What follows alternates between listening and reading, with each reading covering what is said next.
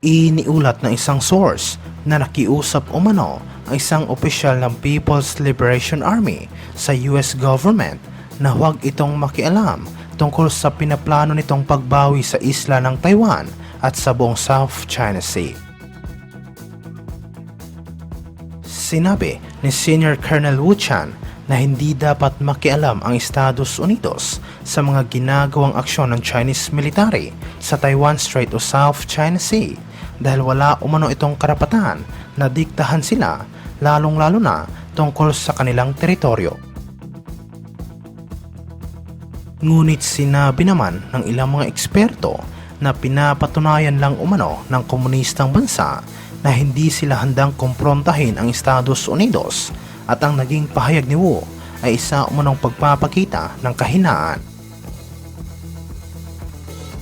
Idinagdag ng mga eksperto na alam umano ng mga opisyal ng People's Liberation Army na wala silang kakayahan na makipagyera sa Estados Unidos kaya hindi nila magawang atakihin ang mga kaalyado ng Washington sa rehiyon tulad ng Pilipinas, Japan at Taiwan.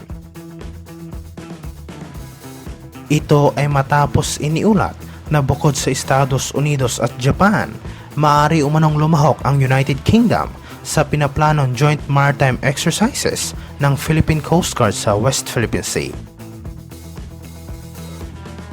Sinabi ng tagapagsalita ng Philippine Coast Guard na isa ito sa mga key points na tinalakay ng kanilang ahensya kasama ang Foreign Secretary ng United Kingdom na si James Cleverly sa ginawa nitong courtesy visit sa tanggapan ng PCG.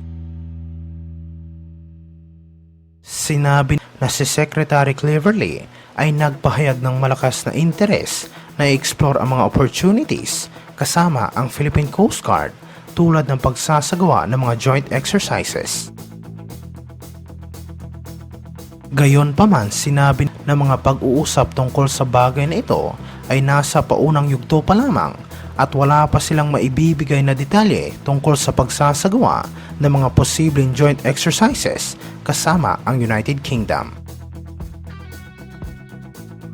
Sa ginawang pagpupulong ni Secretary Cleverly at ng kanyang delegasyon kasama ang mga opisyal ng PCG, nagpahayag sila ng pagkabahala tungkol sa nararanasang panggigipit ng mga barko ng Philippine Coast Guard at Navy mula sa mga barko ng Chinese Coast Guard sa West Philippine Sea.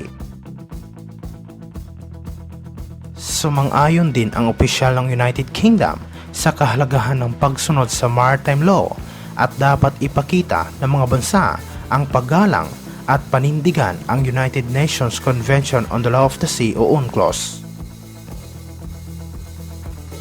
Samantala, sa ibang aspeto naman, iniulat na isang source na mabilis umunong nagbago ang sitwasyon sa Ayungin Shoal matapos dumating ang pinakamalaking barko ng Coast Guard at sinabi na nahihirapan na umano ang CCG na makalapit sa nasabing shoal. Sinabi sa report na pinagbawalan umano ng BRP Melchora Aquino na makalapit ang China Coast Guard sa Ayungin Shoal at ayon sa Coast Guard na wala umunong nagawa ang mga Chinese. Sinabi naman ng tagapagsalita ng PCG para sa West Philippine Sea na si Commodore J. Tariela na pinadala ng kanilang ahensya ang BRP Melchora Aquino sa Ayungin Shoal upang ipakita sa China na handa nitong ipagtanggol ang karapatan ng bansa sa lugar. Sinabi rin niya na kasama sa misyon ng BRP Melchora Aquino ay ang pagbibigay ng seguridad at proteksyon sa mga maliliit na Philippine vessel na nagsasagawa ng resupply mission sa BRP Sierra Madre.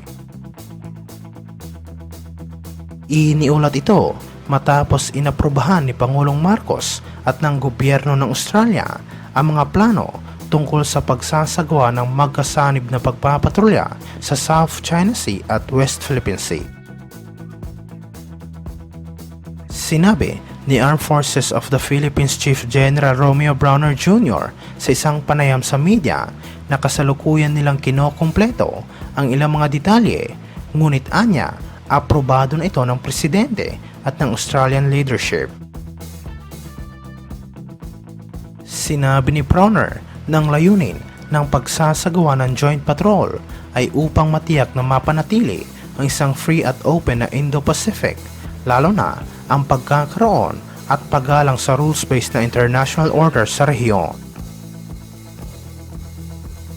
Nauna nang pinagtibay ng Australian government ang malakas na suporta nito sa inilabas na desisyon ng Permanent Court of Arbitration sa dahig noong 2016 na nagpawalang bisa sa tinatawag na Nine Dash Line ng China sa South China Sea.